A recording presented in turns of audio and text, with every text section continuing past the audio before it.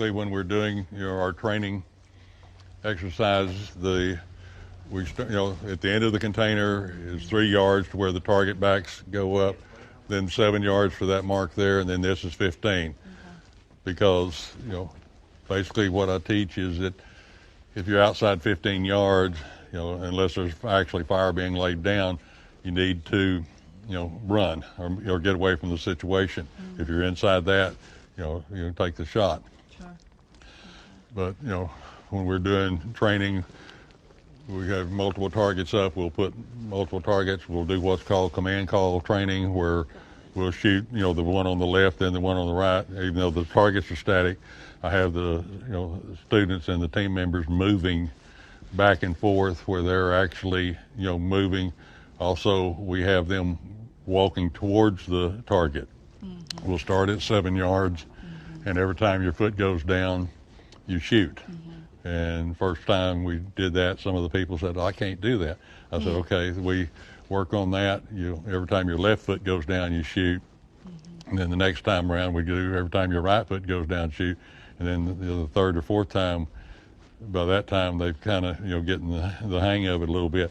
I actually have them, shooting every time their foot goes down, left or right. Okay. And, to advance on the targets. And from the 7 to 3 yards, or slightly beyond the 3 yards, shoot 10 rounds or so. I got you. Okay, so it's a progression, making sure we're good Yep. to go. No, All that's- right. So I guess, Jack, and it's fascinating that this is where the training happens. This Yes. is where you teach your team. Yes. This is where you train them right Yes, here. that's correct. Okay.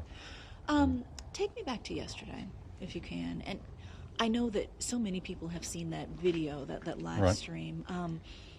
When did you first realize that something was wrong? When the individual first entered the building, there was concern. Red, kind of the flags went up. The individual was wearing a 3/4 coat, long coat, and had on a fake beard and a fake wig and a toboggan on that. At that point, made the security team members aware that there is, we need to, pay a little more attention to this individual. Went into the audio-visual, actually had them turn a camera specifically on him, from that room, where they could actually, watch him. One of the individuals that was, shot yesterday, Richard, is also on the security team. He was sitting behind him about 4 feet to his right on the chairs on the back wall. The individual was sitting in the middle of the back pew on the far south side of the building. After I made sure one of the other security team members was, in position outside in the foyer area, I went in and was standing about 10, 12 feet to Richard's right, just standing at the wall watching the individual. I could see the individual's right hand the whole time. Never saw him do a whole lot with his left hand. He had got up, went to the restroom, come back, sat back down. Then he got up on two occasions, talked to Tony, who was serving communion, waiting on, and then when he sat back down the second time, shortly after that, he stood up, turned, and produced a shotgun. But at that time, Richard and I were both already drawing our weapons. Richard did get his gun out of the holster. He was, I think, able to get a shot off, but it ended up going into the wall. The shooter had turned and shot him and then shot Tony, and then had started to turn to go towards the front of the auditorium. And at that time, when he first, shot Tony, I didn't have a clear window because I had, members that were jumping, going chaotic, standing up. I had to wait about a half second or a second to get a second to get my shot.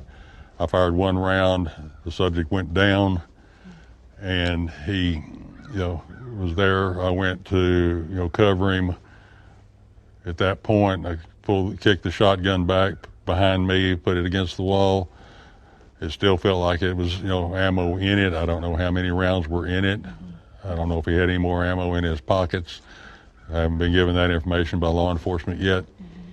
By that time, when I got over there to cover him, there was 5, maybe 6 other individuals that are on the security team that already had their guns out drawn on him too. The individual did not make any attempt to get up, and because of his head wound, and he was, he didn't make him. It was just some quivering, and that was it. Yeah, yeah. So all of this, to be clear, and we can keep this on wide the whole time. All of this happened so quickly. Well, the whole time from the time he stood and turned till it was over was less than 6 seconds. I know when I was watching the replays with the FBI yesterday, it's between 4 and 6 seconds from the start to finish, from the time he got up, turned with the gun, till he was down. And you all were suspicious of him from the moment he walked in the door. With the moment he walked in the door, We were aware, and there was concerns, just because of his attire and his, the way he was dressed. What raised the red flag for you? The wig, the fake beard, and he kept trying to adjust it a little bit, and just the general appearance. I mean, he wasn't a regular. To my knowledge, he's never been in that building before. This instinct, I guess, is the best way I know to put it, gut feel, however you want to call it. There was concern that, there was a possible threat. From the moment he walked in? From the moment he walked in, yes. Okay. Talk to me about your reaction, because I think the biggest thing is that you all had eyes on him. Were you waiting for him to pull out something? Or We were watching, and, there was concern, both Richard and I and others on the team, that, we were watching, and we wasn't sure if he, if there was a real threat or not. There was concern. And when he, stood up that third time and turned with a gun, we knew that at that time, when he stood up then, both Richard, like I said, Richard and I were both drawing our weapons at that instant, and that's when he shot Richard first. Yeah. So when we watch the video, you see him go back and almost speak to the gentleman in the back. That was Tony Wallace, yes. Do you know did he say anything? Did he? Not anything, that was audible from my position, no. Okay, I don't know what was said, at that point. I mean, he actually said something to him a couple of times, but I'm not sure what was actually said. Talk to me about the aftermath of that. I know it all happened in a split second, and there were a couple hundred congregants inside the church. But between 250 and 260 people inside the auditorium at that time. Okay. So talk to me about the aftermath. After you shot him, and can you tell me kind of your shot? Did you take aim at his head, his chest? The only clear shot I had was his head, because I still had people in the pews that were not all the way down as low as they could, and that was my one shot. And when I teach people, I teach them not to shoot the head unless that's all that you have, because hitting this size target versus this size target is significantly different. But if that's the only shot you've got, then that's the shot you take. Yeah. Let me ask you this. I know, talking to you, this is something that you all train for, you prepare for, but it's very different training for it here versus having to go inside your place of worship and actually draw your weapon and fire. Yes. How surreal was that moment for you? I know it was something that did you ever think that something like that would actually happen, that you would need to use your training? We're aware that it could happen. Didn't, most of the team members there didn't feel like it would happen, but we were prepared if it did. And, had we not had the security team in place, it would have been in my opinion, probably a much more severe outcome than what happened. So you believe that the security team saved lives? Yes, without question. Talk to me about your team. When was it formed? How long ago? And when we moved into that building 18, 19 months ago, there was concern because of the general location of the building to I-30 and Las Vegas Trail, especially the criminal aspects that are on the south side of I-30 at that point. In 2018, there were 5 homicides within 2 miles of the building. This year, there's been 2 before yesterday, and it was, just a concern that we had, and we felt like that, given the vulnerability, we felt like we needed to, address that.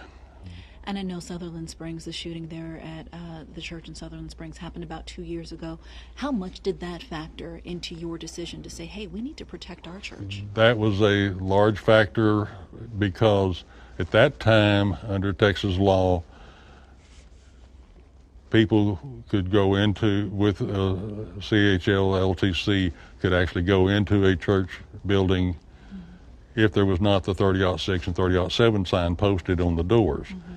The church had never posted that, so even prior to September 1, 2019, when the law went into effect that anybody could go in with a license concealed, we were already people in that building carrying at that time and trained at that time. So you already knew Yes. that this is something that you felt was necessary to protect Yes. the church. Let me ask you very quickly about the training itself. You run the training. Yes. You train everyone who comes through. Yes. Talk to me about, do you have people who have law enforcement backgrounds, people of all backgrounds? Most of the people that you train, have they been in this type of situation before? Have No. they carried guns? No. So for many people, And this is many of new. the members of the security team have some kind of prior firearms training, but many of them do not. In fact, when we started 3 years ago, we actually had members that had never touched a gun or firearm in their life, and they would actually were afraid to even touch it, even though it was cleared and they could tell that it was unloaded. They were afraid to even touch it. And the way I teach and the way I instruct is to get them comfortable to the point that they can touch it and pick it up and use it instantaneously.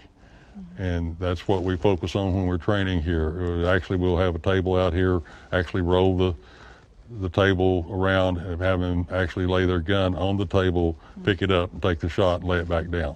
So, and what that does is train their muscle memory, to get the same grip every time and the same trigger pull every time. So you had to train some people almost to overcome their The fear, of yes.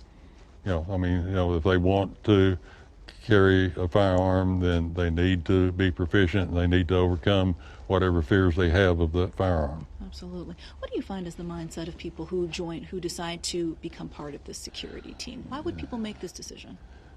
Just to make sure that the members are safe, to make sure that they have a safe place to go, a safe place to worship. Let me ask you this. For those who might look at this and be critics of people carrying, or for volunteers carrying concealed weapons inside, given what happened yesterday, what would you want to say to people about your security team? Be comfortable, practice, and be of the mindset that if you're going to be a member of a security team or even an individual that's going to wear a firearm on a regular basis, you have to be of the mindset that if you produce it, in other words, you either just show it or you actually draw it out of your holster or however it's being carried, that if it doesn't stop the threat, you're willing to pull the trigger on another human being. And if you're not of that mindset, then you don't need to be carrying a firearm. When you looked at the shooter yesterday, after he had fired 2 shots, could you tell that he was preparing to turn and continue shooting? Yes, he had already turned and started down towards the front of the auditorium at that point. So you could tell that he was going to keep firing. Yeah, he was going to, and in fact, I'm getting mixed information that he may have gotten a 3rd round off that actually hit towards the front of the auditorium and the upper wall, as he was going down. I don't know that. I haven't been back in the auditorium since yesterday afternoon. I will be there this afternoon, and that's one of the things I will look at also. But when you looked at him, you could tell that he was moving, I guess, Yeah, toward the front. he was moving towards the front, yes, when I took my shot, when I got the window. So he was headed to shoot more people. Yes, at a there's no while. question in my mind on that. All right. Well, I think that's it, sir. right. Is there anything else that you want to add that I didn't touch on? I think we've covered it. I think we have. I do Okay. want to ask you just one final time for critics who may say that there are critics who say that firearms don't belong in churches. What would you say to those critics? As I stated in another interview earlier, unless you've got a crystal ball or a Ouija board and you know when something bad's going to go down, which means you're not going to be there, you know, you don't know when something bad is going to happen or where it's going to happen. So what I tell my students, not just on the security team, but on, just the regular students that are getting a license to carry, is you carry it anywhere and everywhere you legally can, because you never know when you're going to have to use it. Because you don't know, you don't have that insight. And you didn't expect to use it yesterday. Did not. I mean, that was not what I had on my agenda for the day yesterday, but that's what happened. And then finally, sir, I know that both of the two gentlemen who were killed were close friends of Yes. yours. How are you doing? Because I know that you go in, you hope to protect people, but unfortunately 2 people did pass away. Yes. How are you feeling? I feel, very sad and concerned for the family members, because there's 15, 16 people that are my family, actual family that go there, plus there's people that go there that I've known for over 50 years. Mm-hmm. So, it is a close-knit congregation. It is a close, family type situation. So, I'm concerned and I'm upset for that. I don't feel like I killed a human. I killed an evil, and that's how I'm coping with the situation. Thank you so much. Thank you. Thank you very much. If we could can I just do a quick slide just to show, and we can walk towards you. And so just so I'm clear, this is the range where you train That all is of the correct. members of the security That is team correct. right here. Yes, that is correct. So everyone that joins your team has to come out here Yes. and fire on your range. Yes. And we work with them on improving their capabilities. How important is it that every member of the security team have this practice? Without practice, you never know if you can even hit your target. You have to be able to continually practice and continually to be able to hit the target, that's put in front of you. You don't just wear the gun, because it doesn't make you anything special if you don't know how to use it. Sure. How often do your team members come out here to train? It varies. Some of them are, like every other week. Some of them are, monthly. Some of them every couple of months. I mean, it just depends on their schedule and my schedule. But they all practice, or they'll go practice at another range, in Fort Worth, because most of the members of the church there live in Fort Worth, and but they do come down here to shoot also. But every member of that team comes out here Yes. to train. Yes. Okay. All Thank right. you so Thank much, you. sir. I All right. really appreciate All it. right. Thank you for your time.